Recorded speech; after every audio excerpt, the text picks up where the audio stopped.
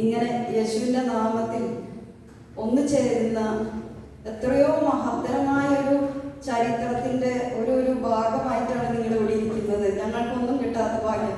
റോമ നഗരത്തിൽ അപ്പോസ്തലന്മാരെ എങ്ങനെയാണ് ചെയ്തിരിക്കുന്നത്, അതുപോലെ അവരെ ഞാൻ എവിടെയോ വച്ചിട്ട് അവരെ പറയാ പീപ്പിൾ ഓഫ് ദ വേ എന്നാണ് പറയുന്നത്.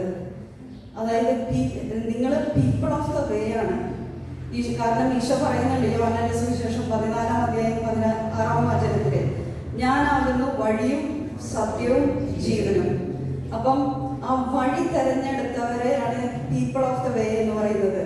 നിങ്ങൾ ഈ റോമ നഗരത്തിൽ കൂടി വന്നിരിക്കുന്നത് പീപ്പിൾ ഓഫ് ദ വേ ആണ്.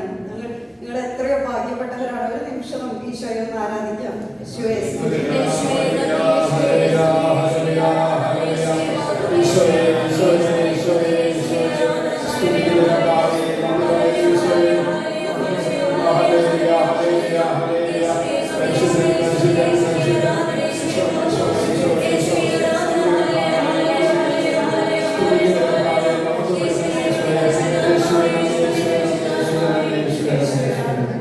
ഈ ഒരു കൂട്ടായ്മയെ ഇങ്ങനെ ഒരുക്കിയെടുത്ത ക്ലെമന്റ് ബ്രദറിനും വർഗീസ് ബ്രദറിനെ ഓർത്ത് ഈശോയ്ക്ക് നന്ദി പറയുന്നു.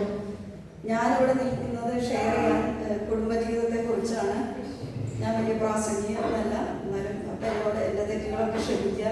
ഞാനൊരു കഥയിൽ നിന്നും തുടങ്ങാം. ഒ ഹെൻറിയുടെ ഒരു കഥയുണ്ട്. ഫേമസ് ഇംഗ്ലീഷ് ഒരു റൈറ്ററാണ്. ഷോർട്ട് സ്റ്റോറി എഴുതുന്ന ഒ ഹെൻറിയുടെ ഗിഫ്റ്റ് ഓഫ് മാഗി. അതിൽ 2 കഥാപാത്രങ്ങളാണുള്ളത്, ജിമ്മും ഡെല്ലിയും. ആ ജിമ്മും ഡെല്ലിയും ആ കഥയിൽ പറയുന്നത്, ജിമ്മ് അവർക്ക് പൈസ ഇല്ല, അകപ്പാടെയുള്ളത് സ്നേഹം മാത്രമാണ്. അപ്പോൾ ക്രിസ്മസിൻ്റെ സമയമായപ്പോൾ ഡെല്ലയ്ക്ക് ഒത്തിരി ലോങ് ഹെയർ ഉണ്ട്. അപ്പം ഡെല്ലയുടെ മുടിക്ക് വേണ്ടിയിട്ട് ഒരു ക്ലിപ്പ് മേടിക്കാൻ ജിം ആഗ്രഹിച്ചു. അപ്പോൾ ജിമ്മിൻ്റെ നല്ലൊരു വാച്ച് ഉണ്ടായിരുന്നു. ആ വാച്ച് വിറ്റിട്ട് ക്ലിപ്പ് മേടിച്ചു. ഡെല്ല ആവട്ടെ ജിമ്മിന് കൊടുക്കാനായിട്ട് ഡെല്ലയുടെ കയ്യിൽ പൈസ ഇല്ല.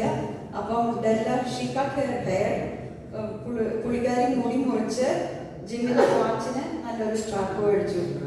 ക്രിസ്മസിൻ്റെ അന്ന് ഗിഫ്റ്റ് എക്സ്ചേഞ്ച് ചെയ്യാൻ നോക്കിയപ്പം ഡെല്ലയ്ക്ക് ഹെയറും ഇല്ല, ജിമ്മിന് വാച്ചും ഇല്ല.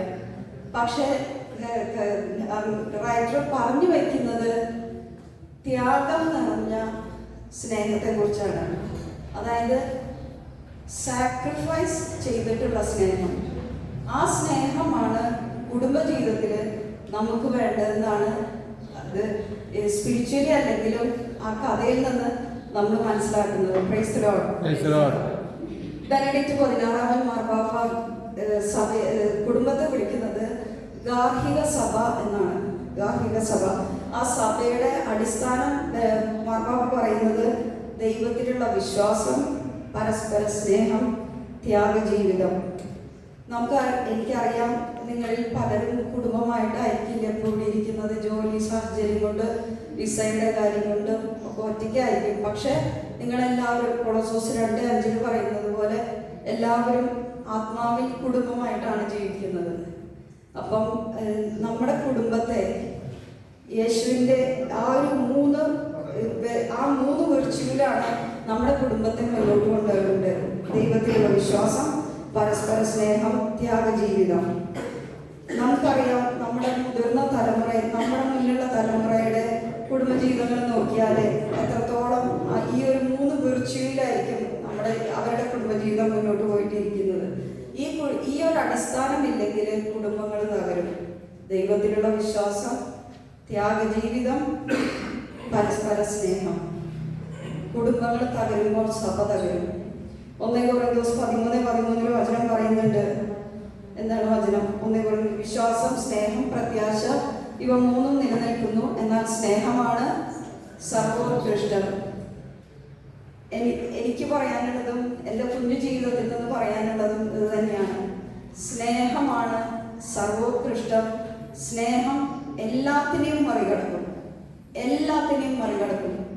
ഈശോയുടെ കുരിശിലേക്ക് നോക്കിയാൽ നിങ്ങൾക്കതറിയാം. സ്നേഹം എല്ലാത്തിനെയും മറികടക്കും. Praise the Lord.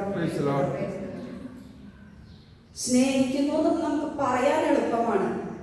പക്ഷെ അത് പ്രവൃത്തിയിൽ വരണമെങ്കിൽ നമ്മൾ എളിമപ്പെടണം. ഞാൻ നിന്നെ സ്നേഹിക്കുന്നു, അല്ലെങ്കിൽ ഞാൻ ഈ കൂട്ടായ്മയിലുള്ള എല്ലാവരെയും സ്നേഹിക്കുന്നു, അല്ലെങ്കിൽ ചർച്ചിലുള്ള സഭയിലുള്ള വൈദികരെ സ്നേഹിക്കുന്നു എന്ന് പറയുമെങ്കിലും ആ സ്നേഹം ഈശോ കാണിച്ചു തരുന്നത് എളിമപ്പെടലിലൂടെയാണ്. Praise the Lord.